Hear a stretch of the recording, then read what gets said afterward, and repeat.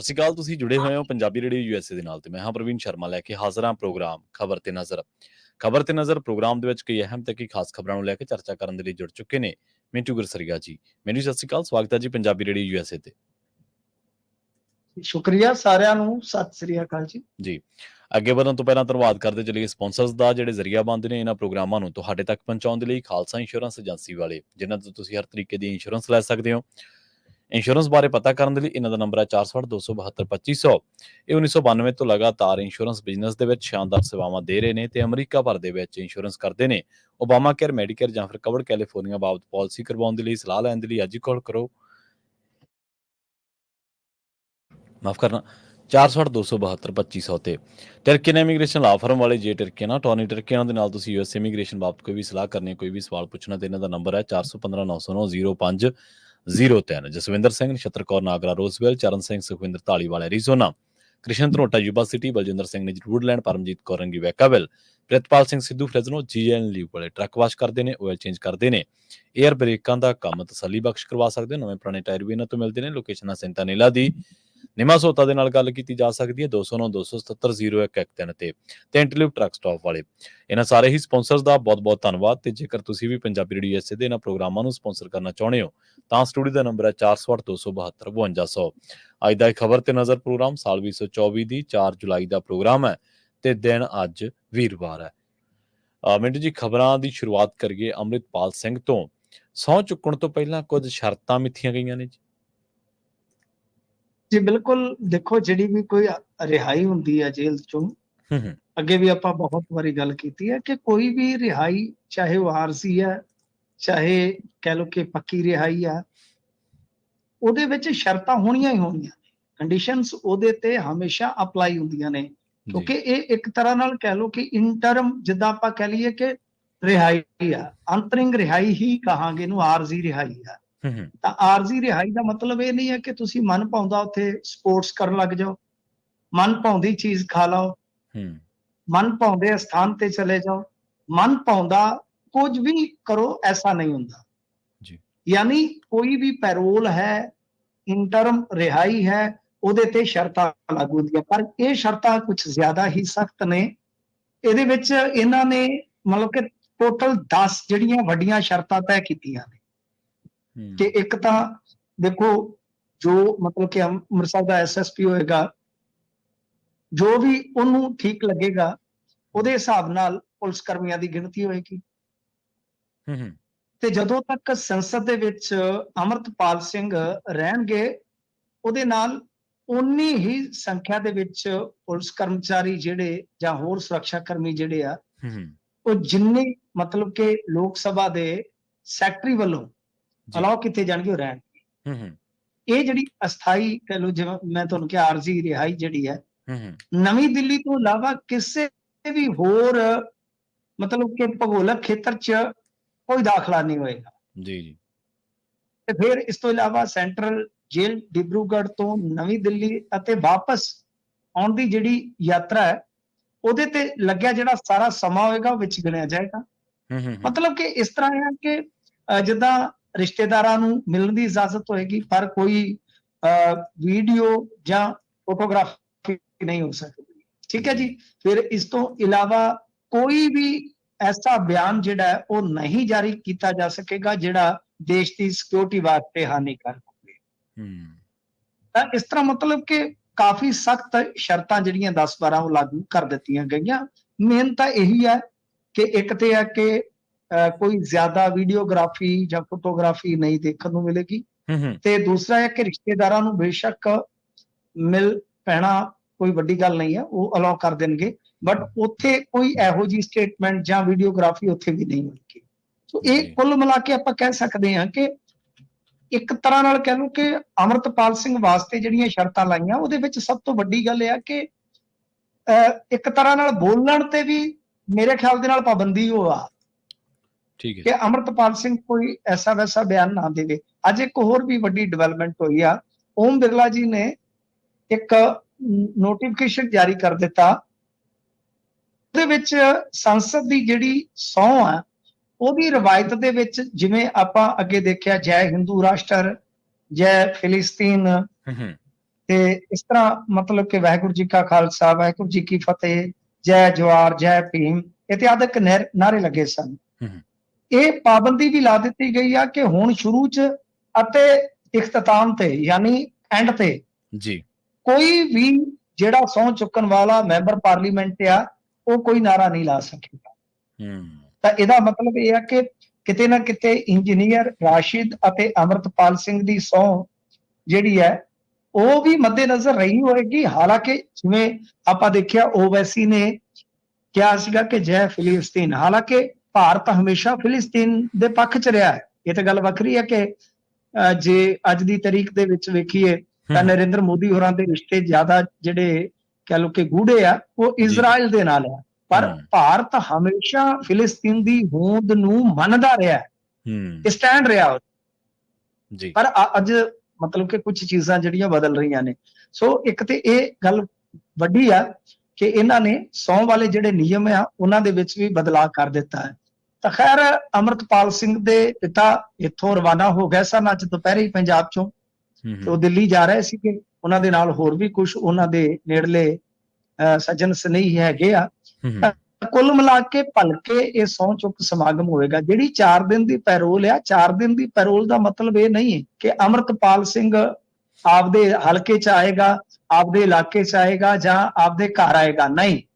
ਅਮਰਤਪਾਲ ਸਿੰਘ ਵਾਸਤੇ 4 ਦਿਨਾਂ ਦਾ ਵਕਫਾ ਇਹ ਇਉਂ ਰੱਖਿਆ ਗਿਆ ਵਾ ਕਿ ਜੇਕਰ ਮੰਨ ਲਓ ਕੋਈ ਕੁਦਰਤੀ ਵਿਪਤਾ ਆਉਂਦੀ ਆ, ਕੋਈ ਤਕਨੀਕੀ ਨੁਕਸ ਪੈਂਦਾ ਹੈ, ਕੋਈ ਸਦਨ ਦੇ ਵਿੱਚ ਕੋਈ ਸਥਿਤੀ ਬਣਦੀ ਆ ਕਿ 4 ਦਿਨ ਇੱਕ ਇੰਤਜ਼ਾਮ ਰੱਖੇ ਜਾਣਗੇ ਕਿ 4 ਦਿਨਾਂ ਦੇ ਵਿੱਚ ਇਹ ਸਾਰਾ ਕੁਝ ਪੂਰਾ ਹੋ ਜਾਏਗਾ। ਫਰਜ਼ ਕਰੋ ਕੱਲ ਨੂੰ ਹੀ ਸਹੁੰ ਚੁੱਕਣ ਦਾ ਕੰਮ ਪੂਰਾ ਹੋ ਜਾਂਦਾ ਹੈ ਤੇ ਕੱਲ ਨੂੰ ਹੀ ਡਿਬਰੂਗੜ੍ਹ ਰਵਾਨਗੀ ਹੋ ਜਾਏਗੀ, ਗਾਰਦ ਦੀ ਵੀ ਤੇ ਅਮਰਤਪਾਲ ਸਿੰਘ ਦੀ ਵੀ। ਸੋ ਇਸ ਵਾਸਤੇ ਸ਼ਰਤਾਂ ਇਹਨਾਂ ਨੇ ਬਹੁਤ ਟਾਈਟ ਕਰ ਦਿੱਤੀਆਂ ਨੇ। ਤਾਂ ਵੇਖੋ ਕੋਈ ਸਟੇਟਮੈਂਟ ਜਾਰੀ ਹੁੰਦੀ ਹੈ ਕਿ ਨਹੀਂ ਹੁੰਦੀ, ਕਿਉਂਕਿ ਪਹਿਲਾਂ ਇਸ ਗੱਲ ਤੇ ਵੀ ਨਿਗਾਹ ਸੀ ਕਿ ਕੀ ਖਾਲਿਸਤਾਨ ਜਿੰਦਾਬਾਦ ਕਿਹਾ ਜਾਏਗਾ, ਜਿਵੇਂ ਜੈ ਫਿਲਿਸਤੀਨ, ਜੈ ਹਿੰਦੂ ਰਾਸ਼ਟਰ ਆਪਾਂ ਦੇਖਿਆ। ਤਾਂ ਇਹਦੇ ਤੇ ਵੀ ਕਾਫੀ ਲੋਕ ਜਿਹੜੇ ਆ ਉਹ ਘੁਸਰ ਮੁਸਰ ਕਰ ਰਹੇ ਸਨ। ਤਾਂ ਇਹ ਹੁਣ ਚੀਜ਼ ਜਿਹੜੀ ਹੋਏਗੀ ਕਿ ਨਹੀਂ ਹੋਏਗੀ, ਇਹ ਤਾਂ ਜਿਵੇਂ ਮੈਂ ਤੁਹਾਨੂੰ ਦੱਸਿਆ ਕਿ ਪਾਬੰਦੀ ਲਗਾ ਦਿੱਤੀ ਗਈ ਆ, ਪਾਬੰਦੀ ਜਿਹੜੀ ਆ ਉਹ ਇਹਦੇ ਤੇ ਆਇਦ ਕਰ ਦਿੱਤੀ ਗਈ ਆ। ਤਾਂ ਭਲਕੇ ਇਹ ਸਹੁੰ ਚੁੱਕ ਸਮਾਗਮ ਜਿਹੜਾ ਹੈ ਇਹ ਓਮ ਬਿਰਲਾ ਦੇ ਦਫ਼ਤਰ ਦੇ ਵਿੱਚ ਹੋਏਗਾ। ਆਮ ਤੌਰ ਤੇ ਕੀ ਹੁੰਦਾ ਹੈ ਕਿ ਸਹੁੰ ਚੁੱਕ ਜਿਹੜਾ ਸਮਾਗਮ ਹੁੰਦਾ ਉਹ ਤੇ ਪਾਰਲੀਮੈਂਟ ਦੇ ਵਿੱਚ ਹੁੰਦਾ ਹੈ, ਸਾਰੇ ਕੈਮਰਿਆਂ ਦਾ ਸੈਟਅਪ ਹੁੰਦਾ ਹੈ। ਪਰ ਇਹ ਜਿਹੜਾ ਹੋਏਗਾ ਸਮਾਗਮ ਇਹ ਹੋਏਗਾ ਦਫ਼ਤਰ ਦੇ ਵਿੱਚ। ਕੀ ਇਹਦਾ ਲਾਈਵ ਕੀਤਾ ਜਾਏਗਾ ਜਾਂ ਵਿਜ਼ੂਅਲ ਜਿਹੜੇ ਆ ਉਹ ਭੇਜੇ ਜਾਣਗੇ, ਹੁਣ ਇਹਦੇ ਤੇ ਨਿਗਾਹ ਰਹੇਗੀ। ਜੀ। ਤੇ ਗੱਲ ਕਰੀਏ ਸ਼ੀਤਲ ਅੰਗਰਾਲ ਦੀ। ਸ਼ੀਤਲ ਅੰਗਰਾਲ ਨੇ ਮੁੱਖ ਮੰਤਰੀ ਭਗਵੰਤ ਮਾਨ ਦੀ ਚੁਣੌਤੀ ਸਵੀਕਾਰ ਕਰ ਲਈ ਜੀ, ਕਹਿੰਦੇ। ਚੁਣੌਤੀ ਸਵੀਕਾਰ ਹੀ ਨਹੀਂ ਕੀਤੀ। ਮੈਂ ਤੇ ਸਮਝਦਾ ਕਿ ਅੱਜ ਸ਼ੀਤਲ ਅੰਗਰਾਲ ਨੇ ਭਗਵੰਤ ਮਾਨ ਅਤੇ ਆਮ ਆਦਮੀ ਪਾਰਟੀ ਇਹਨਾਂ ਮਤਲਬ ਕਿ ਰੂਲਿੰਗ ਧਿਰ ਵਾਲਿਆਂ ਬੰਦਿਆਂ ਦੀ ਬਿਲਕੁਲ ਹੀ ਫੂਕ ਕੱਢ ਦਿੱਤੀ ਆ। ਕੱਲ ਭਗਵੰਤ ਮਾਨ ਹੋਰਾਂ ਨੇ ਬਿਆਨ ਦਿੱਤਾ ਸੀਗਾ ਕਿ ਬਈ ਸ਼ੀਤਲ ਸਿਆਣ ਲਾਲਾ ਜੋਰ ਜਿਹੜਾ ਕੁਝ ਕਰਨਾ ਹੈ, ਕਦੇ ਤੂੰ ਫੇਸਬੁੱਕ ਤੇ ਐ ਕਹਿੰਦਾ ਹੈ, ਉਹ ਕਹਿੰਦਾ ਵੀ 5 ਤਰੀਕ ਨੂੰ ਮੈਂ ਕਰ ਦੂੰ, ਉਹ ਕਰ ਦੂੰ, ਤੂੰ ਅੱਜ ਹੀ ਕਰ ਦੇ ਜਾ, ਤੇ ਇਹ ਨਾ ਸੋਚੀ ਮੈਂ ਤੈਨੂੰ ਛੱਡ ਦੂੰਗਾ। ਮਤਲਬ ਕਿ ਨਾਲ ਹਲਕੀ ਜਿਹੀ ਧਮਕੀ ਵੀ ਦਿੱਤੀ ਕਿ ਜੋ ਤੂੰ ਕੀਤਾ ਹੈ ਨਾ ਉਹਦੇ ਵਾਸਤੇ ਤੈਨੂੰ ਮਤਲਬ ਕਿ ਇਹ ਨਹੀਂ ਹੈ ਕਿ ਮੈਂ ਛੱਡ ਦਊਂਗਾ। ਜੀ ਜੀ। ਹੁਣ ਉਹ ਤੋਂ ਕੁਝ ਦੇਰ ਬਾਅਦ ਹੀ ਸ਼ੀਤਲ ਅੰਗਰਾਲ ਰਾਤੀ ਲਾਈਵ ਹੋ ਗਿਆ ਸੀ ਆਪਣੇ ਪੇਜ ਤੋਂ। ਉਹਨੇ ਆਖਿਆ, ਲੈ ਮਾਨ ਸਾਹਿਬ ਮੈਂ ਤੁਹਾਡੀ ਚੁਣੌਤੀ ਕਰਦਾ ਪ੍ਰਵਾਨ। ਮੈਂ ਕੱਲ 2 ਵਜੇ ਬਾਬੂ ਜਗਜੀਵਨ ਰਾਮ ਚੌਂਕ ਦੇ ਵਿੱਚ ਆਵਾਂਗਾ, ਕੁਰਸੀਆਂ 2 ਲੱਗਣਗੀਆਂ ਉੱਥੇ, ਇੱਕ ਤੁਹਾਡੀ ਤੇ ਇੱਕ ਸਾਡੀ। ਜੀ।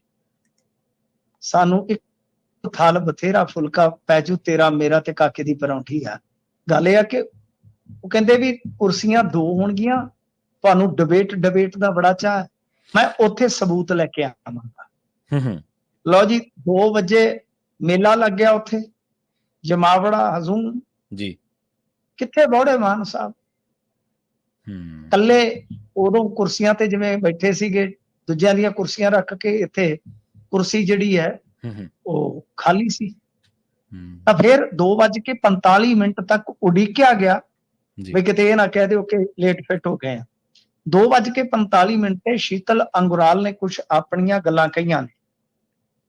ਉਹਨੇ ਦੇਖੋ ਮਤਲਬ ਕਿ ਖੁੱਲੇ ਰੂਪ ਚ ਸਬੂਤ ਕੋਈ ਜਨਤਕ ਤਾਂ ਨਹੀਂ ਕੀਤੇ, ਯਾਨੀ ਐਵੇਂ ਰੌਲਾ ਜ਼ਿਆਦਾ ਪਾਇਆ, ਕੋਈ ਮਤਲਬ ਕਿ ਸਬੂਤ ਨਹੀਂ ਜਨਤਕ ਕੀਤੇ ਕਿ ਰਿਕਾਰਡਿੰਗਾਂ ਵਗੈਰਾ। ਉਹਨੇ ਦੱਸ ਦਿੱਤੀਆਂ ਕਿ ਇਹਦੇ ਵਿੱਚ ਤੁਹਾਡੇ ਵਿਧਾਇਕ ਰਮਨ ਅਰੋੜਾ ਦਾ ਚਿੱਠਾ ਹੈ, ਠੀਕ ਹੈ ਜੀ, ਜੋ ਪੈਸੇ ਇਕੱਠੇ ਕੀਤੇ ਜਾ ਰਹੇ ਤੇ ਤੁਹਾਡੀ ਭੈਣ ਜੀ ਸਾਰੇ ਵਿਧਾਇਕਾਂ ਦੇ ਘਰ ਛੱਡ ਕੇ ਇਸੇ ਵਿਧਾਇਕ ਦੇ ਘਰ ਕਿਉਂ ਆਉਂਦੀ। ਤੇ ਉਹਨਾਂ ਗੱਲਾਂ ਦਾ ਜਵਾਬ ਇਸ ਪੈਨ ਡਰਾਈਵ ਦੇ ਵਿੱਚ ਹੈਗਾ ਜੇ, ਮੈਂ ਤੁਹਾਨੂੰ ਸੌਂਪਦਾ ਕਿ ਤੁਸੀਂ ਵੇਖੋ, ਫਿਰ ਨਹੀਂ ਤੇ ਗਾਂ ਸਾਡੀ ਟੀਮ ਜਿਹੜੀ ਉਹ ਦੇਖੇਗੀ ਉਹਨਾਂ ਨੇ ਕੀ ਕਰਨਾ। ਮਤਲਬ ਸ਼ੀਤਲ ਅੰਗੁਰਾਲ ਨੇ ਇੱਕ ਵਾਰੀ ਸਾਰੇ ਪੱਤੇ ਨਹੀਂ ਖੋਲੇ, ਮਤਲਬ ਕਿ ਭਗਵੰਤ ਮਾਨ ਹੋਰਾਂ ਨੂੰ ਫਸਾ ਦਿੱਤਾ ਆ ਕਿ ਬਈ ਤੁਸੀਂ ਵੇਖੋ ਹੁਣ ਤੁਸੀਂ ਕੀ ਕਰ ਸਕਦੇ ਹੋ, ਮੈਂ ਤੁਹਾਨੂੰ ਸਬੂਤ ਭੇਜ ਰਿਹਾ ਹਾਂ।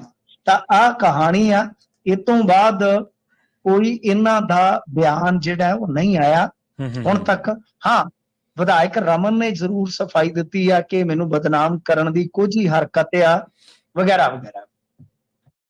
ਪਰ ਦੇਖੋ ਅੱਗੇ ਮਾਨ ਸਾਹਿਬ ਤੇ ਜ਼ਮੀਨ ਦੇ ਦੋਸ਼ ਲੱਗੇ ਸਨ ਜੀ ਕਿ ਇਹਨਾਂ ਦੀ ਮਾਤਾ ਨੂੰ 3 ਕਿੱਲੇ ਜ਼ਮੀਨ ਜਿਹੜੀ ਆ ਤੋਹਫੇ ਦੇ ਵਜੋਂ ਮਿਲੀ ਆ। ਇਹਨਾਂ ਨੇ ਅੱਜ ਤੱਕ ਉਹ ਤੇ ਸਫਾਈ ਦਿੱਤੀ ਨਹੀਂ, ਤੇ ਦੂਜੇ ਪਾਸੇ ਜਾ ਕੇ ਗੱਲਾਂ ਕਰਨ ਲੱਗ ਪਏ ਆ। ਦੂਜੇ ਪਾਸੇ ਸ਼ੀਤਲ ਅੰਗੁਰਾਲ ਦੇ ਚਿੱਠੇ ਕੱਢਣ ਲੱਗ ਪਏ। ਤਾਂ ਹੁਣ ਜਦ ਉਹਨੇ ਕਿਹਾ ਤੁਹਾਡਾ ਵਿਧਾਇਕ ਹੈ ਜਿਹੜਾ ਉਹ ਐ ਕਰਦਾ, ਵਿਧਾਇਕ ਦਾ ਨਾਮ ਲਿਆ ਜੀ ਬਕਾਇਦਾ, ਵਿਧਾਇਕ ਦਾ ਨਾਮ ਲਿਆ, ਇਹਨਾਂ ਦੇ ਘਰ ਦੇ ਮੈਂਬਰ ਦਾ ਨਾਮ ਲਿਆ। ਇੱਥੋਂ ਤੱਕ ਉਹਨੇ ਆਖਿਆ ਕਿ ਮੈਨੂੰ ਪਾਕਿਸਤਾਨ ਦੇ ਨੰਬਰ ਤੋਂ ਧਮਕਾਇਆ ਜਾਂਦਾ, ਮੇਰੀ ਬੱਚੀ ਬਾਰੇ ਗਲਤ ਬੋਲਿਆ ਜਾਂਦਾ। ਦੇਖੋ ਉਹਨੇ ਆਪਦਾ ਪਰਿਵਾਰ ਸੱਦ ਕੇ ਉੱਥੇ ਰੋਣ ਕਰਲਾਪ ਸ਼ੁਰੂ ਕਰ ਦਿੱਤਾ। ਸ਼ੀਤਲ ਅੰਗੁਰਾਲ ਰੋ ਪਿਆ, ਠੀਕ ਹੈ। ਉਹਨੇ ਆ ਮੈਂ ਤੁਹਾਡਾ ਬੱਚਾ, ਆਮ ਘਰ ਦਾ ਬੱਚਾ, ਮੇਰੇ ਨਾਲ ਜੋ ਹੋਣ ਡਿਆ, ਮੇਰੀ ਫੈਮਿਲੀ ਨੂੰ ਮਤਲਬ ਕਿ ਮਾਰਨ ਵਾਸਤੇ ਧਮਕਾਇਆ ਜਾ ਰਿਹਾ। ਹਜ਼ੂਰ ਬੱਚੀ ਖੁੱਚੀ ਬੇੜੀ ਇਹਨਾਂ ਦੀ ਰੁੜ ਗਈ ਆ ਜੀ, ਕਿਉਂਕਿ ਇੱਕ ਤਾਂ ਕਾਂਗਰਸ ਅਤੇ ਭਾਜਪਾ ਦਾ ਹੀ ਉੱਥੇ ਗੜਿਆ, ਭਾਜਪਾ ਦੀ ਉਹ ਸੀਟ ਆ। ਸ਼ੀਤਲ ਅੰਗੁਰਾਲ ਨੇ ਜਿਸ ਤਰ੍ਹਾਂ ਆਪਣੇ ਬੰਦਿਆਂ ਦੇ ਸਾਹਮਣੇ ਬਈ ਇਹ ਇਮੋਸ਼ਨਲ ਜੋ ਉਹਨੇ ਗੱਲਬਾਤ ਕੀਤੀ ਹੈ ਨਾ, ਬਹੁਤ ਬਹੁਤ ਗੁੱਸਾ ਹੈ ਲੋਕਾਂ ਚ। ਅੱਛਾ, ਕਿ ਇੱਕ ਤਾਂ ਦੇਖੋ ਬਿਲਕੁਲ ਜੀ ਕਿ ਕੀ ਆ ਯਾਰ, ਇੱਕ ਤਾਂ ਇਹ ਬੰਦਾ ਲੈ ਗਏ, ਚਲੋ ਬੰਦਾ ਵਾਪਸ ਆ ਗਿਆ ਕਿਸੇ ਵੀ ਪਾਰਟੀ ਚ, ਇੱਕ ਉਹਨੂੰ ਦਬਕਾਇਆ ਜਾ ਰਿਹਾ ਰੋਜ਼ਾਨਾ ਬਿਆਨਬਾਜ਼ੀ ਉਹਦੇ ਉਲਟ, ਤੇ ਉਹਦੀ ਧੀ ਬਾਰੇ ਇਸ ਤਰ੍ਹਾਂ ਗੱਲ। ਤੁਹਾਨੂੰ ਪਤਾ ਪੰਜਾਬੀ ਇਮੋਸ਼ਨਲ ਹੁੰਦੇ ਆ, ਮਸਲਾ ਇੱਥੇ ਹਿੰਦੂ ਤੇ ਤੁਹਾਨੂੰ ਪਤਾ ਜੱਟ ਸ਼ਹਿਰੀ ਵਰਸਾ ਜੱਟ ਵੀ ਬਣ ਜਾਂਦਾ ਹੈ ਨਾ, ਮੁੱਖ ਮੰਤਰੀ ਜੱਟ। ਸੋ ਇਸ ਕਰਕੇ ਇਹਨਾਂ ਗੱਲਾਂ ਦਾ ਭਗਵੰਤ ਮਾਨ ਹੋਰਾਂ ਨੂੰ ਸ਼ਾਇਦ ਅੰਦਾਜ਼ਾ ਨਹੀਂ ਸੀ ਕਿ ਇਹ ਜਿਹੜਾ ਤੀਰ ਉਹ ਚਲਾ ਰਹੇ ਆ, ਇਹ ਤੀਰ ਕਿਸੇ ਸ਼ੈ ਚ ਵੱਜ ਕੇ ਉਹਨਾਂ ਦੇ ਵੱਲ ਵੀ ਆ ਸਕਦਾ ਹੈ। ਤਾਂ ਹੁਣ ਸੁੰਨ ਮਸੁੰਨ ਹੋ ਕੇ ਬੈਠੇ ਆ, ਕੋਈ ਗੱਲ ਨਹੀਂ, ਕੋਈ ਬਾਤ ਨਹੀਂ। ਸਵਾਦ ਤੇ ਤਾਂ ਸ਼ੀਤਲ ਅੰਗੁਰਾਲ ਤੇ ਠੋਕੋ ਹੁਣ ਮੁਕੱਦਮਾ, ਕਿਉਂਕਿ ਨੇ ਤੁਹਾਡੇ ਵਿਧਾਇਕ ਦਾ ਨਾਂ ਤੇ ਲੈ ਹੀ ਦਿੱਤਾ, ਗੱਲ ਤੋਂ ਪਰਦਾ ਤੇ ਚੁੱਕ ਹੀ ਦਿੱਤਾ ਆ। ਤੇ ਬਾਕੀ ਪੈਨ ਡਰਾਈਵ ਖੋਲ ਲਓ। ਤੁਸੀਂ ਜੋ ਕਿਹਾ ਸੀ ਕਿ ਕੋਈ ਭ੍ਰਿਸ਼ਟਾਚਾਰੀ ਕਰਦਾ ਆ, ਰਿਸ਼ਵਤਖੋਰੀ ਲੈਂਦਾ ਆ, ਤੇ ਤੁਸੀਂ ਰਿਕਾਰਡਿੰਗ ਕਰਕੇ ਮੇਰੇ ਕੋਲ ਭੇਜ ਦਿਓ। ਲਓ ਜੀ, ਤੁਹਾਡੇ ਕੋਲ ਤੇ ਹੁਣ ਵੀਡੀਓ ਦੇ ਢੇਰ ਲੱਗੇ ਪਏ ਨੇ, ਆਡੀਓ ਦੇ ਢੇਰ ਲੱਗੇ ਪਏ ਨੇ, ਕਰੋ ਕਾਰਵਾਈ। ਕੋਈ ਮੰਤਰੀ ਦੀ ਵੀਡੀਓ ਆ, ਕੋਈ ਫਲਾਣੇ ਦੀ ਵੀਡੀਓ ਆ, ਕੋਈ ਆਦਮੀ ਹੂੰ ਆਦਮੀ ਸੇ ਪਿਆਰ ਕਰਤਾ ਹੂੰ, ਉਹ ਹਿਸਾਬ ਕਿਤਾਬ ਬਣਿਆ ਪਿਆ। ਕੀ ਕਰੀਏ ਦੱਸੋ। ਯਾਨੀ ਹੁਣ ਚੁੱਪ ਨੇ ਸਤੌਜ ਵਾਲੇ। ਬਾਕੀ ਦੇਖੋ ਕੀ ਬਣਦਾ। ਵਿਧਾਇਕ ਨੇ ਜ਼ਰੂਰ ਸਫਾਈ ਦਿੱਤੀ ਆ, ਪਰ ਮੇਰਾ ਮੰਨਣਾ ਹੈ ਕਿ ਸ਼ੀਤਲ ਅੰਗੁਰਾਲ ਇਮੋਸ਼ਨਲ ਪੱਤਾ ਖੇਡ ਗਿਆ ਅੱਜ। ਤਾਂ ਉਹ ਸ਼ੀਤਲ ਅੰਗੁਰਾਲ ਦੀ ਗੇਮ ਘੱਟ ਲੱਗਦੀ ਆ, ਭਾਜਪਾ ਦੀ ਜ਼ਿਆਦਾ। ਭਾਜਪਾ ਨੇ ਬਹੁਤ ਕਸੂਤਾ ਫਸਾ ਦਿੱਤਾ ਮੁੱਖ ਮੰਤਰੀ ਨੂੰ, ਕਿਉਂਕਿ ਜਵਾਬ ਕਈ ਗੱਲਾਂ ਦੇ ਜਿਹੜੇ ਉਹ ਦੇਣੇ ਬਣਦੇ ਆ। ਤਾਂ ਪਹਿਲੀ ਵਾਰੀ ਹੈ ਕਿ ਭਗਵੰਤ ਮਾਨ ਇੰਨੇ ਦਬਾਅ ਚ ਨਜ਼ਰ, ਕਈ ਸਾਲਾਂ ਬਾਅਦ ਇੰਨੇ ਦਬਾਅ ਚ ਆ ਕਿ ਆਪਣਾ ਸਾਰਾ ਟੱਬਰ ਉੱਥੇ ਬਿਠਾਉਣਾ ਪਿਆ, ਪ੍ਰਚਾਰ ਕਰਨਾ ਪੈ ਰਿਹਾ ਹੈ। ਕਿਉਂਕਿ ਇਹਨਾਂ ਨੇ ਕਿਹਾ ਸੀ ਵਾਗਡੋਰ ਮੈਂ ਸੰਭਾਲੂੰਗਾ, ਕਿਉਂਕਿ ਪਹਿਲਾਂ ਪਾਠਕ ਸਾਹਿਬ ਨੇ ਆਖਿਆ ਸੀਗਾ ਕਿ ਅਸੀਂ ਸੰਭਾਲ ਲਵਾਂਗੇ। ਇਹ ਜਿੱਤ ਕੇ ਆਇਆ। ਕਿਉਂ? ਕਿਉਂਕਿ 13-0 ਵਾਲਾ ਨਾਰਾ ਫੇਲ ਹੋ ਗਿਆ। ਜੇ ਜਿਮਨੀ ਚੋਣ ਵੀ ਹਾਰ ਗਏ ਤਾਂ ਫਿਰ ਇਹਨਾਂ ਦਾ ਪੱਤਾ ਸਾਫ਼ ਹੋਣ ਜਾ ਰਿਹਾ। ਯੋਗੀ ਹਟੇ ਨਾ ਹਟੇ, ਯੋਗੀ ਨੂੰ ਹਟਾਇਆ ਜਾਵੇ ਜਾਂ ਨਾ, ਮਾਨ ਜ਼ਰੂਰ ਹਟਣਗੇ, ਇਹ ਗੱਲ ਮੇਰੀ ਯਾਦ ਰੱਖ ਲਿਓ। ਬਟ ਇਹ ਚਿਹਰਾ ਵੀ ਤਿਆਰ ਹੋ ਰਿਹਾ, ਅੰਦਰ ਖਾਤੇ ਬਦਲ ਵੀ ਤਿਆਰ ਹੋ ਰਿਹਾ। ਤਾਂ ਇਸ ਕਰਕੇ ਗੱਲ ਇਹ ਆ ਕਿ ਮਾਨ ਸਾਹਿਬ ਨੂੰ ਪਤਾ ਹੈ ਤਾਂ ਸਾਰੀ ਤਾਕਤ ਜਿਹੜੀ ਆ ਉਹ ਉਹਨਾਂ ਨੇ ਉੱਥੇ ਝੋਕ ਦਿੱਤੀ ਆ। ਪਰ ਇਸ ਤਰ੍ਹਾਂ ਕਮਲ ਮਾਰ ਕੇ ਇਲੈਕਸ਼ਨ ਨਹੀਂ ਜਿੱਤੇ ਜਾਂਦੇ ਹੁੰਦੇ। ਮਾਨ ਸਾਹਿਬ ਇਹ ਜਾਣਦੇ ਆ, ਬਖੂਬੀ ਜਾਣਦੇ ਆ ਕਿ ਜੇ ਮੈਂ ਇਹ ਇਲੈਕਸ਼ਨ ਜਿੱਤ ਗਿਆ ਫਿਰ ਮੈਂ ਕਹਿ ਦੂੰਗਾ ਕਿ ਵੇਖੋ ਜੀ ਉਹ ਤੇ ਉਤਲੀਆਂ ਇਲੈਕਸ਼ਨਾਂ ਦਾ ਹਿਸਾਬ ਕਿਤਾਬ ਸੀ, ਹੇਠਾਂ ਜਿਹੜਾ ਪੰਜਾਬ ਦਾ ਵੋਟਰ ਹੈ ਉਹ ਸਰਕਾਰ ਤੇ ਭਰੋਸਾ ਕਾਇਮ ਰੱਖੀ ਬੈਠਾ ਹੈ, ਤੇ ਜੇ ਹਾਰ ਗਿਆ ਤੇ ਫਿਰ ਉਹਨਾਂ ਨੇ ਝਟਕਾ ਕਰ ਦੇਣਾ। ਸੋ ਇਹ ਸਭ ਕੁਝ ਇਸੇ ਕਰਕੇ ਹੀ ਚੱਲ ਰਿਹਾ ਕੰਮ ਸਿੱਧਾ ਸਿੱਧਾ। ਹਾਂਜੀ, ਉਹ ਮੈਂ ਤਾਂ ਵੀਡੀਓ ਫੁਟੇਜ ਦੇਖ ਰਿਹਾ ਸੀ ਕਮਿਊਨਿਟੀ ਜੀ, ਉਹ ਤੀਰ ਉੱਥੇ ਵੀ ਚਲਾ ਰਹੇ ਨੇ, ਮਹਿੰਦਰ ਭਗਤ ਦੇ ਨਾਲ ਬੈਠੇ ਨੇ ਤੇ ਉੱਥੇ ਵੀ ਉਹ ਜਿਹੜਾ ਤੀਰ ਦੱਸਿਆ ਤਾਂ ਹੈ ਨਾ, ਕਈ ਵਾਰ ਤੀਰ ਵੱਜ ਕੇ ਤੇ ਪੁੱਠਾ ਆ ਜਾਂਦਾ ਹੈ। ਤੇ ਕਹਿੰਦੇ ਜਿਤਾ ਦਿਓ, ਹਾਂਜੀ ਜਿਤਾ ਦਿਓ ਤੁਸੀਂ ਤੇ ਮੰਤਰੀ ਮੈਂ ਬਣਾ ਦੂੰਗਾ। ਤੋ ਇਹੋ ਜਿਹੇ ਵੀ ਵਾਅਦੇ ਉਹ ਕਰ ਰਹੇ ਨੇ। ਇਹ ਤੇ ਮੈਂ ਅੱਗੇ ਕਹਿ ਕੇ ਆਇਆ, ਅੱਜ ਦੁਪਹਿਰੇ ਗੱਲਾਂ ਆਪਾਂ ਕਰਦੇ ਸਾਂ। ਮੈਂ ਕਿਹਾ ਇਹ ਜਿਹੜੇ ਦੂਜੇ ਮੰਤਰੀ ਹਾਰੇ ਉਰੇ ਉਹ ਆਪਦਾ ਬਿਸਤਰਾ ਸਮਝ ਲਓ ਵੀ ਕਰ ਲੈਣ ਪੈਕ, ਕਿਉਂਕਿ ਜਿੱਥੇ ਵੀ ਜਿਮਨੀ ਚੋਣ 'ਚ ਜਾਣਗੇ ਇਹਨਾਂ ਨੇ ਉੱਥੇ ਇਹੋ ਗੱਲ ਕਹਿਣੀ ਆ ਕਿ ਤੁਸੀਂ ਜਿਤਾ ਦਿਓ। ਹਾਂਜੀ, ਰਿੰਕੂ ਵਾਰੀ ਵੀ ਇਹੋ ਕਹਿੰਦੇ ਸਨ, ਪਰ ਹਰੇਕ ਵਾਰੀ ਇਹ ਕਹਿੰਦੇ ਆ। ਇਹਨਾਂ ਨੇ ਤੇ ਪੰਜਾਬ ਦੇ ਲੋਕਾਂ ਨੂੰ ਸਮਝਿਆ ਕਿ ਇਹ ਤੇ ਬੇਵਕੂਫ ਨੇ, ਤੇ ਇਹ ਆ ਕਿ ਜਿੱਥੇ ਜਾਣਗੇ ਉੱਥੇ ਇਹੀ, ਹੋਰ ਤਾਂ ਕੋਈ ਗੱਲ ਹੀ ਹੈ ਨਹੀਂ। ਹੋਰ ਤਾਂ ਗੱਲ ਹੀ। ਹੁਣ ਜਿਵੇਂ ਮੋਦੀ ਸਾਹਿਬ ਕੋਲ ਕੀ ਆ, ਕਾਂਗਰਸ ਨੇ ਆਹ ਕਰ ਦਿੱਤਾ, ਉਹ ਕਰ ਦਿੱਤਾ, ਇਹ ਕਰ ਦਿੱਤਾ, ਉਹ ਕਰ ਦਿੱਤਾ, ਇਹ ਕਰ ਦਿੱਤਾ, ਉਹ ਕਰ ਦਿੱਤਾ, ਕੁਝ ਵੀ ਨਹੀਂ। ਉਵੇਂ ਇਹਨਾਂ ਦੇ ਕੋਲ ਵੀ ਕੁਝ ਨਹੀਂ ਹੈ। ਸੁਖਬੀਰ ਹੈ, ਮਜੀਠੀਆ ਹੈ, ਪਹੁੰਚੋ ਕਿ ਆਹੀ ਗੱਲਾਂ ਨੇ, ਹੋਰ ਹੈ ਕੀ ਆ ਕਹਿਣ ਨੂੰ। ਉੱਥੇ ਜਾ ਕੇ ਕਹਿ ਦੇਣਗੇ ਹਲਕੇ 'ਚ ਕਿ ਤੁਸੀਂ ਵੋਟਾਂ ਪਾਓ, ਤੁਹਾਨੂੰ ਮੰਤਰੀ ਦੇ ਦੇਣਾ, ਹੋਰ ਤਾਂ ਕਹਿਣ ਲਈ ਹੈ ਨਹੀਂ ਕੁਛ। ਇਹ ਦੂਜੇ ਹੁਣ ਦੇਖ ਲੈਣ, ਜਿਹੜੇ ਹਾਰੇ ਉਹਨਾਂ ਨੂੰ ਪਿੱਛੂ ਪੈਣਗੇ, ਵੇਖਿਓ ਕਿ ਇਹ ਤਾਂ ਬਾਈ ਸਾਡਾ ਹੀ ਬਿਸਤਰਾ ਗੋਲ ਹੋਊਗਾ। ਇਹਦੇ ਨਾਲ ਚੰਗਾ ਫਿਰ ਇਹਨਾਂ ਨੂੰ ਰਾਹ ਹੀ ਦਿਓ, ਜ਼ੋਰ ਲਾਉਣਗੇ ਕਿ ਹਾਰ ਹੀ ਜਾਵੇ। ਨਹੀਂ, ਲੋਕ ਕਹਿਣਗੇ ਵੀ ਜਿਹੜੇ ਅੱਗੇ ਤੁਹਾਡੇ ਮੰਤਰੀ ਆ, ਲੋਕ ਚਲੋ ਕਹਿੰਦੇ ਨਹੀਂ ਭੋਲੇ ਭਾਲੇ ਹੁੰਦੇ ਆ ਲੋਕ, ਤਾਂ ਜਿਹੜਾ ਬਟਨ ਨੱਪਣ ਵੇਲੇ ਉਹਨਾਂ ਦੇ ਮਨ ਦੇ ਵਲਵਲੇ ਉੱਠਦੇ ਆ, ਅਦਰਵਾਈਜ਼ ਤਾਂ ਉਹ ਕਿੱਥੇ ਵਿਚਾਰੇ ਬੋਲਦੇ ਆ, ਨਾ ਹੀ ਉਹਨਾਂ ਨੂੰ ਮੌਕਾ ਦਿੱਤਾ ਜਾਂਦਾ। ਧੂ ਕੇ ਪੁਲਿਸ ਵਾਲੇ ਪਰਾਂ ਕਰ ਦਿੰਦੇ ਆ ਕਿਲੋਮੀਟਰ ਬੰਦੇ ਨੂੰ ਨਾਲ ਦੀ ਨਾਲ। ਮਿੰਟੂ ਜੀ ਗੱਲ ਤਾਂ ਇਹ ਆ ਨਾ ਵੀ ਜਿਹੜੇ ਮੰਤਰੀ ਅੱਗੇ ਬੈਠੇ ਆ ਕੁਰਸੀਆਂ ਤੇ, ਉਹ ਕਿੰਨੇ ਕੁ ਕੰਮ ਕਰ ਰਿਹਾ, ਕਿੰਨਾ ਕੁ ਦਫ਼ਤਰਾਂ 'ਚ ਬਹਿੰਦੇ ਆ, ਉਹ ਕਿੰਨੇ ਕੁ ਲੋਕਾਂ ਦੇ ਕੰਮ ਕਰਨ ਜੋਗੇ ਹੈ ਹੀ ਨਹੀਂ। ਪ੍ਰਵੀਨ ਜੀ ਮਾਫ ਕਰਨਾ, ਮੈਂ ਤੁਹਾਨੂੰ ਰੋਕ ਰਿਹਾ। ਹਾਂਜੀ, ਉਹ ਵਿਚਾਰੇ ਕੰਮ ਕਰਨ ਜੋਗੇ ਹੈ ਹੀ ਨਹੀਂ। ਮੰਤਰੀ ਬਣ ਕੇ ਕੋਈ ਭਗਤ ਜੀ ਕੀ ਕਰਨਗੇ? ਬਿਲਕੁਲ ਬੈਠੇ ਰਹੋ ਉੱਥੇ, ਇੱਕ ਦਫ਼ਤਰ ਲੈ ਲਓ, ਗੱਡੀਆਂ ਲੈ ਲਓ, 3-4 ਬੈਠੇ ਰਹੋ। ਕੰਮ ਕਰਨ ਦਾ ਤਾਂ ਉੱਤੇ ਹੁਕਮ ਹੀ ਨਹੀਂ। ਗੁਰਮੀਤ ਸਿੰਘ ਖੁੱਡੀਆਂ ਕੀ ਕਰ ਸਕਦੇ ਆ? ਖੇਤੀ ਮੰਤਰੀ ਦੱਸੋ ਕੀ ਕਰ ਸਕਦੇ ਆ? ਹੁਣ ਇਸ ਰੁੱਤ 'ਚ ਮੱਕਾ ਬੀਜੀ ਦਾ, ਉਹ ਮੱਕੇ ਦੀ ਅੱਜ ਕਰ ਰਹੇ ਨੇ। ਅੱਛਾ, ਕਿ ਮੱਕੇ ਦੀ ਸਬਸਿਡੀ ਦਿੰਦੇ ਆ। ਬਸ ਇਹੀ ਪਤਾ ਹੀ ਆ ਸਭ ਕੁਛ। ਹੁਣ ਤਾਂ ਗੱਲ ਇਹ ਆ ਕਿ ਮੰਤਰੀ ਬਣ ਕੇ ਕਰਨਗੇ ਵੀ ਕੀ ਵਿਚਾਰੇ, ਕੋਈ ਆ। ਪਰ ਇਹ ਹੁਣ ਆਖਰੀ ਪੱਤਾ ਇਹੋ ਆ ਕਿ ਤੁਸੀਂ ਜਿਤਾ ਦਿਓ ਜੀ, ਮੈਂ ਮੰਤਰੀ ਬਣਾ ਦੂੰਗਾ। ਹਾਂਜੀ, ਇਹਨੂੰ 2-4 ਕਾਰਾਂ ਦਵਾ ਦਿਆਂਗੇ, ਤੁਸੀਂ ਹਲਕੇ 'ਚ ਕਿਤੇ ਊਟਾ ਤੁਹਾਡਾ ਕੰਮ ਬਣਦਾ ਹੋਇਆ ਤੇ ਵਿੱਚ ਬਹਿ ਜਾਓ, ਕਰਦੇ, ਹੋਰ ਕੀ। ਨਹੀਂ ਮਿੰਟੂ ਜੀ ਦੇਖੋ, ਮੱਕੀ ਤਾਂ ਹੁਣ ਜਿਹੜੇ ਉਦਮੀ ਕਿਸਾਨ ਆ, ਹੁਣ ਕਈ ਕਿਸਾਨ ਨਾ ਉਧਰ ਤੁਹਾਡੇ ਵਾਲੇ ਪਾਸੇ ਵੀ ਦੇਖੀ ਦੇ ਸੀ, ਬੜੇ ਉਦਮੀ ਸੀ, ਕਣਕ ਵੱਢ ਲਈ, ਨਾਲ ਦੀ ਨਾਲ ਤੂੜੀ ਬਣਾ ਲਈ, ਤੇ ਉਹ ਤਾਂ ਗੋਡੇ ਕਰ ਲੈਂਦੇ ਇਹਨਾਂ ਦਿਨਾਂ ਨੂੰ ਆਉਂਦਿਆਂ ਨੂੰ। ਤਾਂ ਮੱਕੀ ਤੇ ਆ ਗਈ ਆ। ਹਾਂਜੀ, ਸਰਕਾਰ ਸਬਸਿਡੀ ਵਾਲੀ ਸਕੀਮ ਲਈ। ਹਾਂਜੀ, ਸਰਕਾਰਾਂ। ਆਪਾਂ ਅੱਗੇ ਵਧ ਗਏ ਜੀ, ਆਪਾਂ ਇਸ ਖਬਰ ਦੀ ਖੜ ਗਏ। ਕਹਿੰਦੇ ਅਕਾਲੀ ਦਲ ਨੂੰ ਤੋੜਨ ਦੇ ਲਈ ਭਾਜਪਾ ਨੇ ਤਿਆਰ ਕੀਤਾ ਬਾਗੀ ਧੜਾ ਜੀ।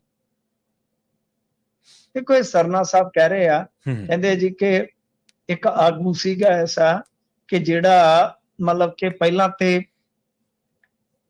ਇਸ ਗੱਲ ਵਾਸਤੇ ਜ਼ੋਰ ਦੇ ਰਿਹਾ ਸੀ ਕਿ ਬੀਐਸਪੀ ਨਾਲ ਆਪਾਂ ਕਰੀਏ ਗੱਠਜੋੜ। ਸੀਤਾਰਾਮ ਯੇਚਰੀ ਦੇ ਨਾਲ ਵੀ ਮੁਲਾਕਾਤਾਂ ਕੀਤੀਆਂ, ਬਟ ਉਸ ਤੋਂ ਬਾਅਦ ਅਚਾਨਕ ਫਿਰ ਉਹਨ ਕੀ ਕੀਤਾ ਕਿ ਇਹ ਰੱਟ ਲਾਉਣੀ ਸਟਾਰਟ ਕਰ ਦਿੱਤੀ ਕਿ ਭਾਜਪਾ ਦੇ ਨਾਲ ਆਪਾਂ ਚੱਲੀਏ, ਭਾਜਪਾ ਦੇ ਨਾਲ ਆਪਾਂ ਚੱਲੀਏ।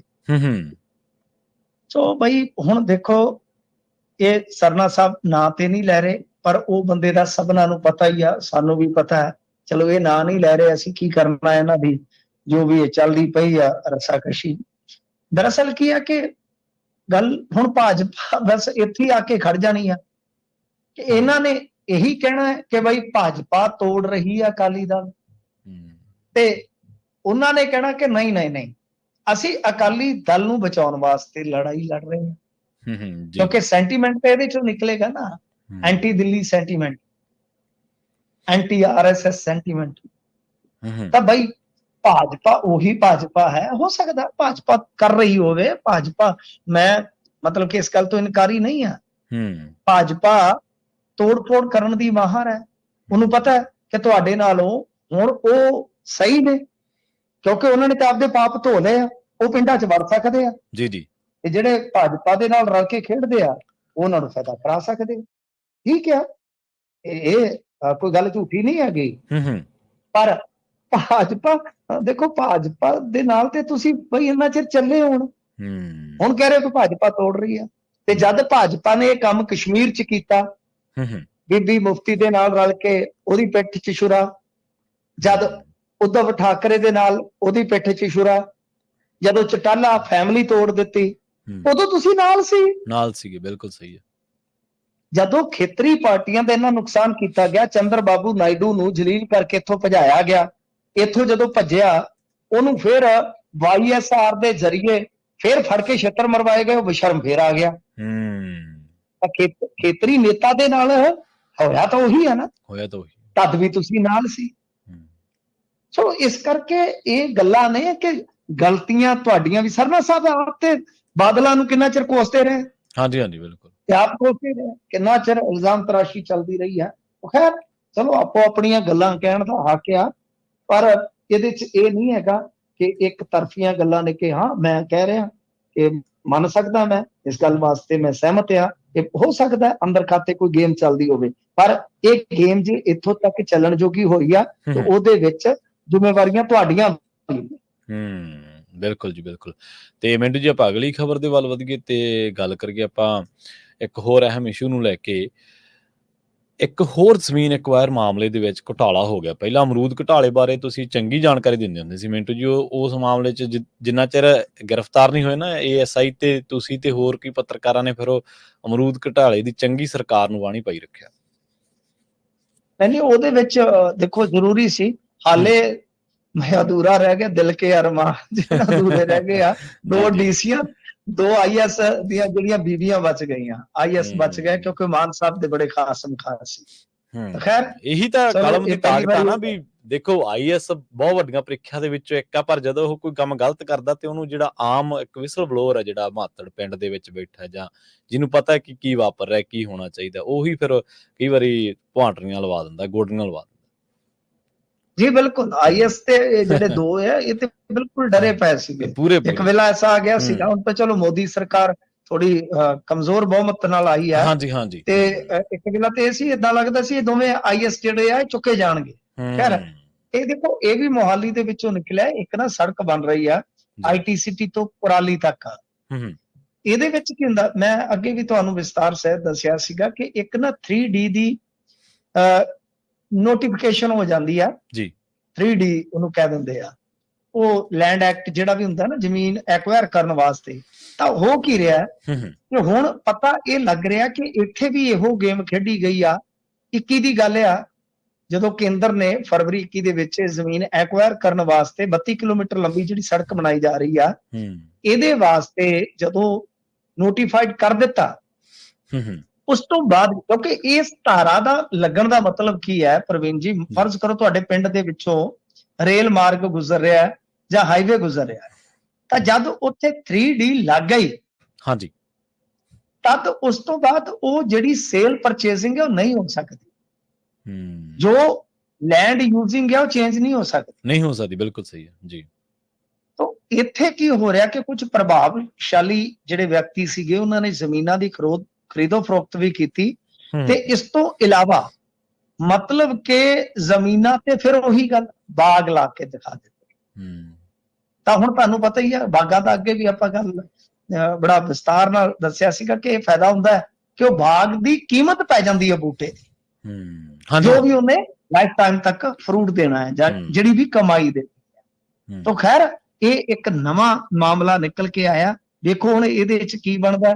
ਇਹ ਅਮਰੂਦ ਘੁਟਾਲਾ ਨਿਕਲਦਾ ਕਿ ਸੰਤਰਾ ਘੁਟਾਲਾ ਨਿਕਲਦਾ ਪਤਾ ਨਹੀਂ ਹੈ, ਪਰ ਇਹ ਵੇਖ ਲਓ ਕਿ ਜਿਹੜੇ ਵੱਡੇ ਲੋਕ ਆ ਉਹ ਕਿਸ ਤਰ੍ਹਾਂ ਖੇਡਦੇ ਆ। ਤੇ ਇਹਦੇ ਵਿੱਚ ਕੀ ਹੁੰਦਾ ਹੈ ਕਿ ਜਿਹੜੇ ਪੀੜਤ ਆ ਨਾ ਉਹਨਾਂ ਨੂੰ ਇਹਨਾਂ ਚੀਜ਼ਾਂ ਦਾ ਕਈ ਵਾਰ ਪਤਾ ਹੀ ਨਹੀਂ ਹੁੰਦਾ, ਉਹਨਾਂ ਨੂੰ ਛਲਿਆ ਜਾਂਦਾ। ਜ਼ਮੀਨ ਜਿਹੜੀ ਐਕਵਾਇਰ ਕੀਤੀ ਜਾਂਦੀ ਆ ਨਾ, ਉਹਦੇ ਵਿੱਚ ਕਈ ਚੀਜ਼ਾਂ ਹੁੰਦੀਆਂ ਨੇ।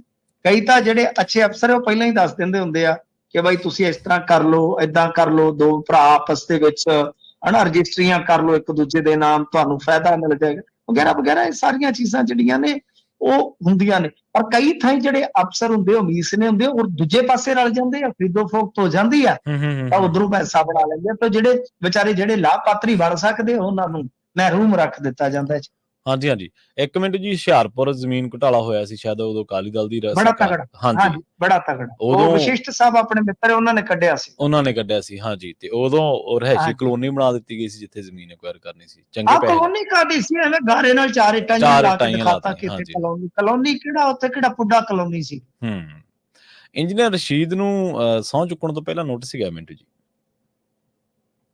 ਹਾਂਜੀ, ਦੇਖੋ ਇਹ ਵੀ ਇੱਕ ਬੜੀ ਅਜੀਬ ਜੀ ਗੱਲ ਹੈ। ਵੈਸੇ ਤੇ ਦੇਖੋ ਇਹ ਆਮ ਹੀ ਹੁੰਦਾ ਜਦੋਂ ਇਲੈਕਸ਼ਨ 'ਚ ਜਿੱਤ ਜਾਂਦੇ ਨੇ ਲੀਡਰ, ਤਾਂ ਉਹਨਾਂ ਦੇ ਖਰਚ ਨੂੰ ਲੈ ਕੇ ਰੌਲਾ ਪੈ ਜਾਂਦਾ। ਪਰ ਇੰਜੀਨੀਅਰ ਰਸ਼ੀਦ ਤੇ ਇਹ ਦੋਸ਼ ਆ ਕਿ ਰਸ਼ੀਦ ਨੇ ਬਿਊਰਾ ਦੇਣ ਲੱਗਿਆ ਜੋ ਵੇਰਵਾ ਦਿੱਤਾ 2,10,000 ਦੇ ਇਲੈਕਸ਼ਨ ਖਰਚੇ ਦਾ ਜ਼ਿਕਰ ਕੀਤਾ ਹੈ, ਜੀ। ਜਦਕਿ ਜੋ ਹੁੰਦੇ ਅਬਜ਼ਰਵਰ ਹੂੰ। ਉਹਨਾਂ ਵੱਲੋਂ ਜੋ ਕਮਿਸ਼ਨ ਨੂੰ ਰਿਕਾਰਡਸ ਸੌਂਪਿਆ ਗਿਆ ਤਾਂ ਉਹਦੇ ਵਿੱਚ ਇਹ ਰਾਸ਼ੀ 13,78,000 ਬਣਦੀ ਆ। ਮਤਲਬ ਕਿ ਲਾ ਲਓ ਕਿ ਕੋਈ 10 ਕੁ ਲੱਖ ਦਾ ਫਰਕ ਹੈ, 11 ਲੱਖ ਦਾ ਫਰਕ ਆ। ਠੀਕ ਹੈ ਜੀ। ਤਾਂ ਇਹਦੇ ਵਿੱਚ ਹੁਣ ਕਸੂਤਾ ਕੰਮ ਆ, ਕਿਉਂਕਿ ਜੋ ਅੱਗੇ ਵੀ ਮੈਂ ਤੁਹਾਨੂੰ ਦੱਸ ਦਿੰਦਾ ਹੁੰਦਾ ਕਿ ਜਿਹੜਾ ਇਲੈਕਸ਼ਨ ਦਾ ਸਿਸਟਮ ਹੈ ਨਾ, ਉਹ ਸਾਰਾ ਹੈਗਾ ਜਿਹਨੂੰ ਆਪਾਂ ਕਹਿ ਦਿੰਦੇ ਆ ਨਾ ਲੋਕ ਨੁਮਾਇੰਦਗੀ ਐਕਟ 1951 ਵਾਲਾ। ਹੂੰ। ਇਹ ਜਦੋਂ ਪੜੋਗੇ ਤੇ ਉਹਦੇ ਵਿੱਚ ਸਾਫ਼ ਲਿਖਿਆ ਹੈ ਕਿ ਜੇ ਇਸ ਤਰ੍ਹਾਂ ਕੁਝ ਹੋ ਜਾਂਦਾ ਹੈ ਤਾਂ ਉਹਦੇ ਚ 3 ਸਾਲ ਵਾਸਤੇ ਕਿਸੇ ਬੰਦੇ ਨੂੰ ਆਪਾਂ ਕਹਿ ਲਓ ਕਿ ਡਿਸਕੁਆਲੀਫਾਈ ਕਰ ਦਿੱਤਾ ਜਾਂਦਾ, ਠੀਕ ਹੈ ਜੀ। ਅਯੋਗ ਕਰ ਦਿੱਤਾ ਜਾਂਦਾ। ਇਹ ਚੱਕਰ ਜਦੋਂ ਪੈਣ ਤੇ ਆਉਂਦਾ ਤਾਂ ਹੁਣ ਇਹ ਦੇਖਣ ਵਾਲੀ ਗੱਲ ਹੋਏਗੀ ਕਿ ਬਈ ਕੀ ਐਸਾ ਵਾਕਿਆ ਕੁਝ ਹੋਇਆ ਜਾਂ ਕੱਢ ਦਿੱਤਾ ਗਿਆ ਕਿ ਬਈ ਤੁਹਾਨੂੰ ਮੈਂ ਜਿਵੇਂ ਦੱਸਿਆ ਕਿ ਇਹ ਮੁੱਦਾ ਤਾਂ ਕੁਝ ਵੀ ਨਹੀਂ, ਕਈ ਥਾਵਾਂ ਤੇ ਇਸ ਤਰ੍ਹਾਂ ਰੌਲਾ ਚਰਚਾ ਚੱਲਦਾ, ਨੋਟਸ ਨਿਕਲਦੇ ਆ, ਹਾਂਜੀ, ਉਹ ਹਾਂਜੀ। ਜਿਹੜੇ ਜਿੱਤੇ ਐਮਪੀ ਆ ਜਾਂ ਕੈਂਡੀਡੇਟ ਹੁੰਦੇ ਆ ਹੂੰ। ਹਾਰੇ ਵੀ, ਉਹ ਆਪਣਾ ਵੇਰਵਾ ਠੀਕ ਕਰਕੇ ਫਿਰ ਦੇ ਦਿੰਦੇ ਆ। ਹੂੰ। ਤਾਂ ਪਰ ਜਿਵੇਂ ਮੈਂ ਤੁਹਾਨੂੰ ਦੱਸਿਆ ਕਿ ਇਹਦੇ ਵਿੱਚ ਕਾਰਵਾਈ ਵੀ ਹੋ ਜਾਂਦੀ, ਕਿਤੇ ਇਹ ਤਾਂ ਨਹੀਂ ਕਿ ਇੰਜੀਨੀਅਰ ਰਸ਼ੀਦ ਨੂੰ ਮੁੜ ਕੇ ਮੁਸ਼ਕਲ ਦਾ ਸਾਹਮਣਾ ਕਰਨਾ ਪਵੇ। ਇੰਜੀਨੀਅਰ ਰਸ਼ੀਦ ਜਿਹੜਾ ਹੈ ਨਾ, ਉਹ ਆਰਐਸਐਸ ਦੀ ਅੱਖ 'ਚ ਬਹੁਤ ਰੜਕਦਾ ਹੈ। ਸੋ ਦੇਖੋ ਇਹ ਨੋਟਸ ਦੇ ਵਿੱਚ ਹੁਣ ਕੀ ਜਵਾਬ ਦਿੰਦੇ ਆ, ਪਰ ਇੱਕ ਵਾਰੀ ਕਹਿ ਲਓ ਘੁੰਤਰ ਤੇ ਨਿਕਲ ਹੀ ਆਈ। ਜੀ, ਜੀ।